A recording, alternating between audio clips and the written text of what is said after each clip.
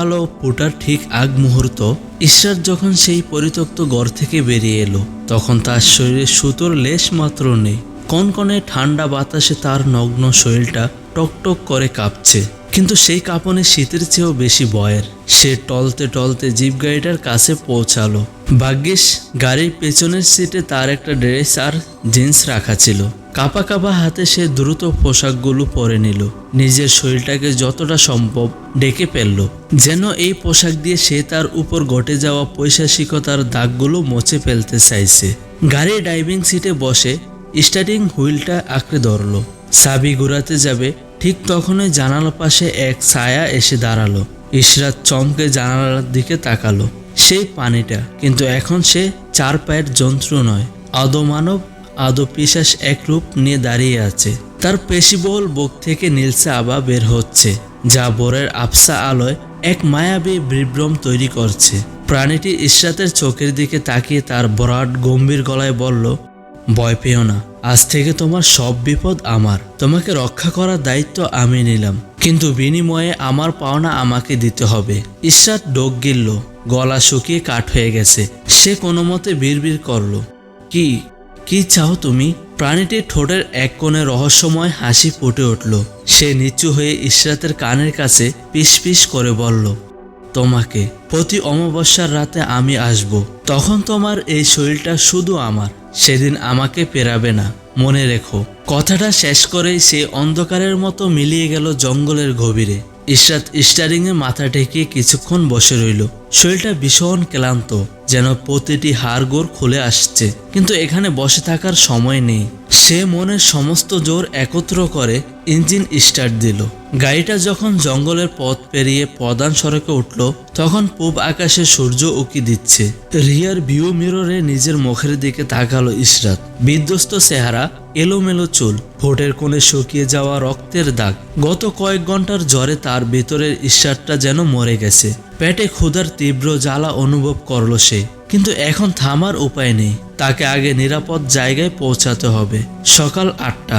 অধরার ফোনে মেসেজের টুংটাং শব্দ। সে দ্রুত ফোনটা হাতে নিল। সায়নের রিপ্লাই এসেছে, সাথে সাথে কল। অধরা রিসিভ করতেই ওপাশ থেকে সায়নের চনমনে গলা ভেসে এলো, গুড মর্নিং, কি অবস্থা? কিছু খেয়েছো? অধরার মেজাজটা খিচড়ে গেল। সারা রাত দুশ্চিন্তায় তার চোখের পাতা এক হয়নি। আর সায়ন কিনা খাওয়ার খবর নিচ্ছে। সে জাজালো গলায় বলল, সায়ন, আমি তোমাকে সিরিয়াসলি একটা বিপদের কথা জানালাম, আর তুমি জিজ্ঞেস করছো আমি কি খেয়েছি কিনা? তোমার কাছে আমার কথার কি কোনো গুরুত্ব নেই? সায়ন ওপাশ থেকে হেসে ফেলল। খুব শান্ত গলায় বলল, আরে বাবা, রাগ করছো কেন? আগে আমার পুরো কথাটা তো শোনো। খালি পেটে কি কোনো সিরিয়াস কথা হয়? মানে হলো, তুমি তো জানো শহরের শেষ মাথায় ওই পুরনো হোটেলটায় আমি প্রায় সকালে সবজি খিচুড়ি খেতে যাই। আজ তুমিও চলো না, দুজনে একসাথে ব্রেকফাস্ট করব, আর তোমার সব কথা শুনবো। রেডি হয়ে নাও, আমি 15 মিনিটের মধ্যে আসছি। অধরার রাগটা পানি হয়ে গেল। সায়নের এই কেয়ারলেস বাপটার আড়ালে যে একটা গভীর যত্ন লুকিয়ে থাকে, সেটা সে জানে। আচ্ছা বাবা, আসছি। অধরা দ্রুত ফ্রেশ হয়ে হালকা হলুদ রঙের একটা সালোয়ার কামিজ পরে নিচে নেমে এলো। গেটের বাইরে সায়ন বাইক নিয়ে অপেক্ষা করছিল। অধরাকে দেখতে সায়ন বলল, তোমাকে বেশ চিন্তিত দেখাচ্ছে অধরা, চোখের নিচে কালিও পড়েছে মনে হয়। অধরা বাইকের পিছনে উঠে বসলো। সায়নের কাঁধে আলতো করে হাত রেখে বলল, চলো আগে, পরে গিয়ে বলছি সব। শহরের কোলাহল ছাড়িয়ে একটু নিরিবিলি জায়গায় সেই হোটেল। টিনের চাল, বাঁশের বেড়া, কিন্তু এখানকার সবজি খিচুড়ির স্বাদ অমৃত। আজ সকালবেলা ভিড়টা একটু কম। ওরা জানালার ধারের একটা টেবিলে বসলো। সায়ন 2 প্লেট দোয়া ওঠা খিচুড়ি আর ডিম ভাজার অর্ডার দিল। ওয়েটার খাবার দিয়ে যেতেই সায়ন চামচ নাড়তে নাড়তে বলল, এবার বলো, কাল রাতে কি এমন স্বপ্ন দেখলে যে আমাকে মেসেজ করতে হলো? অধরা একটা দীর্ঘ শ্বাস ফেলল। তারপর গত রাতে সেই অদ্ভুত স্বপ্নের কথা, সেই অচেনা মেয়ে আর ওই পিশাচের মিলনের দৃশ্য সব বলল। বলতে বলতে তার গলার স্বর কেঁপে উঠল, সায়ন, আমার সিক্স সেন্স বলছে এটা সাধারণ স্বপ্ন না। ওই অবয়বটা, ওই নীলসে আভা, ওটা আবির ছিল। ও ফিরে এসেছে। সায়ন খাওয়া থামিয়ে দিয়ে অধরার দিকে তাকালো। তার চোখে গভীর আশ্বাস। সে অধরার হাতের উপর নিজের হাতটা রাখলো। অধরা, ট্রমা জিনিসটা খুব বাজে। নিশিবিলে আমরা যা দেখেছি, যা সহ্য করেছি, সেটা মস্তিষ্ক থেকে সহজে যাওয়ার নয়। অবচেতন মন ভয় পায়, তাই ঘুমের মধ্যে এসব দেখায়। বিশ্বাস করো, আবিরের সেই অশুভ ছায়া আর আমাদের উপর পড়বে না, ও শেষ হয়ে গেছে। কিন্তু আমার যে তবুও খুব ভয় হয় সায়ন, মনে হয় উৎ পেতে আছে কেউ। সায়ন এবার একটু ঝুঁকে এলো টেবিলের উপর, তার গলার স্বর নিচু হয়ে এলো, চোখে কিছুটা দুষ্টমি আর কিছুটা কৌতূহল। আচ্ছা, ভয় পাওয়ার আগে একটা সত্যি কথা বলো তো, স্বপ্নের কথা বাদ দাও, বাস্তবে মানে তোমার নিজের শরীরে কি কোনো পরিবর্তন টের পাচ্ছ? অদরা ভ্রু কুঁচকে তাকালো। কিসের পরিবর্তন? সায়ন একটু ইতস্তত করে গলা জেরে বলল, মানে সে সময় আবিরের প্রভাবে তোমার শরীরে যে তীব্র উত্তেজনা হতো, শারীরিক চাহিদাটা অস্বাভাবিকভাবে বেড়ে যেত, সেরকম কিছু কি আর হয়েছে গত 2 মাসে? প্রশ্নটা শুনে অদরার পশ্চাগাল মুহূর্তেই লজ্জায় লাল হয়ে উঠল। সে দ্রুত এপাশ ওপাশ তাকালো, কেউ শুনল কিনা। তারপর মাথা নিচু করে চামচ দিয়ে প্লেটের খিচুড়ি নাড়তে নাড়তে পিস পিস করে বলল, না তেমন তো আর হয়নি। সায়ন স্বস্তির হাসি হাসলো। সে অদরার চিবুকটা আলতো করে ধরে নিজের দিকে পেরালো। এই দেখো, লজ্জায় টমেটো হয়ে গেছে মেয়েটা। শোনো, যদি ওই অভিশাপ আর আবিরের কোনো প্রভাব থাকতো, তবে তোমার শরীর সবার আগে সেটা জানান দিত। যেহেতু তোমার সেই অপ্রাকৃতিক উত্তেজনা আর নেই, তুমি স্বাভাবিক আছো, তার মানে আমরা নিরাপদ। ওসব আজে বাজে স্বপ্ন নিয়ে ভেবো না, আমি আছি তো নাকি। সায়নের চোখের দিকে তাকিয়ে অদরার বুকের ভেতরটা শান্ত হয়ে এলো। সায়নের এই স্পর্শ, এই আশ্বাস তাকে অদ্ভুত এক নিরাপত্তা দেয়।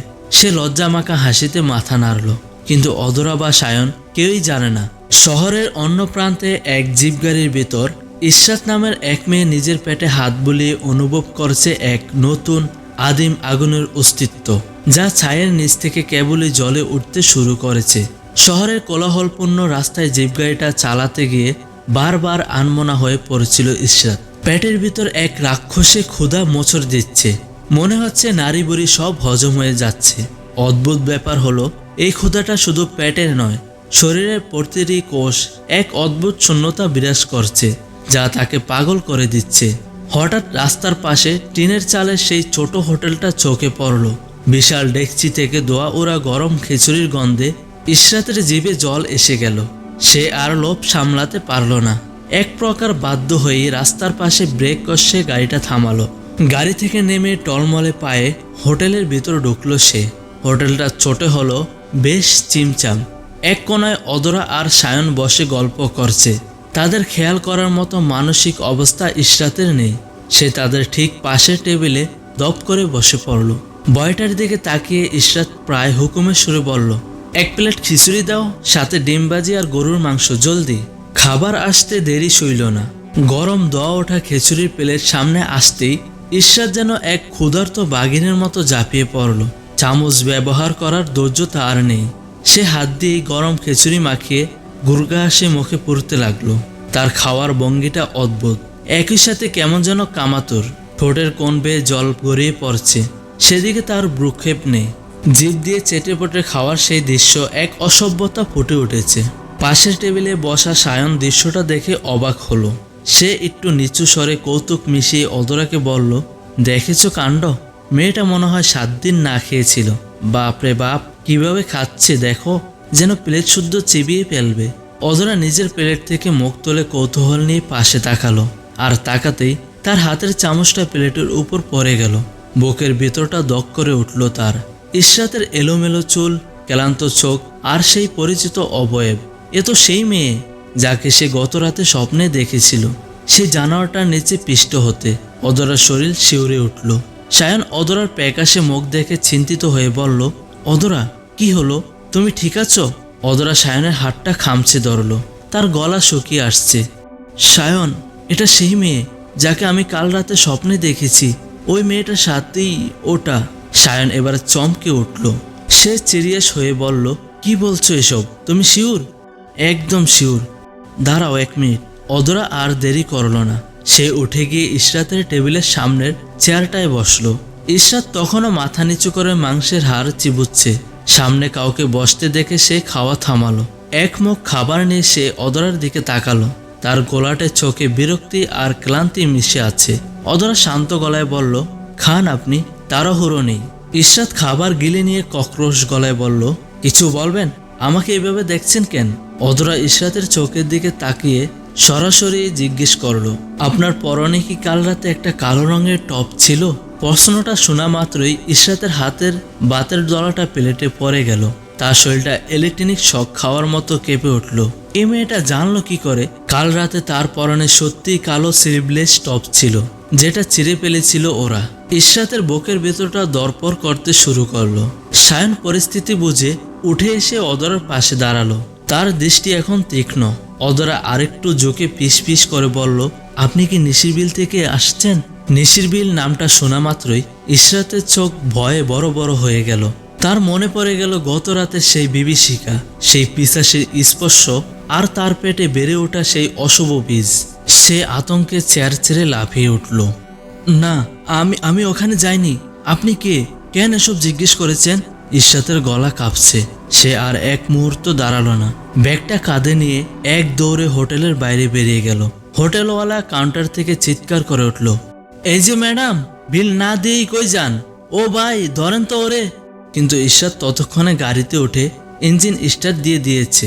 ধুলো উড়িয়ে তার জিপ গাড়িটা চৌকের পলকে অদৃশ্য হয়ে গেল। হোটেল মালিক গস গস করতে করতে টেবিলের কাছে এলো। আজব কারবার, দেখতে তো ভদ্রঘরের মাইয়া মনে হইল, অথচ খাওয়ার টাকা না দিয়েই ভাগলো। কই থাইকা যে আসে সব পাগল ছাগল।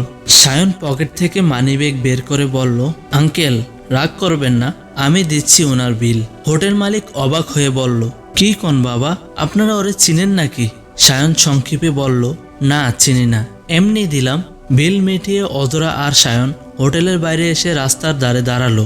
সকালের রোদটা এখন আর মিষ্টি লাগছে না, বরং কেমন যেন পোড়া পোড়া মনে হচ্ছে। অধরার শরীর এখনো কাঁপছে। সায়ন আকাশের দিকে তাকিয়ে দীর্ঘ শ্বাস ফেলে বলল, তার মানে তোমার স্বপ্নটা সত্যি ছিল অধরা? মেয়েটার রিয়েকশন বলে দিচ্ছে ও ওখান থেকে এসেছে, আর ও স্বাভাবিক নেই। অধরা সায়নের দিকে তাকিয়ে বয়ার্ত গলায় বলল, তবে কি আবার নতুন খেলা শুরু হয়েছে সায়ন? আবির কি সত্যিই শেষ হয়নি? রাস্তার ধুলোমাখা হাওয়ায় এক অশুভ সংকেত বেশি উঠল। পুরনো ভয় আবার মাথাচাড়া দিয়ে উঠছে। নিশিরবিলের কালো ছায়া যে এত দ্রুত ফিরে আসবে তা ওরা কল্পনাও করেনি। এই পর্বে এখানেই সমাপ্ত। পরবর্তী পর্ব খুব শীঘ্রই আসছে। আমাদের চ্যানেলের গল্পগুলো ভালো লাগলে চ্যানেলটা সাবস্ক্রাইব করে দিবেন।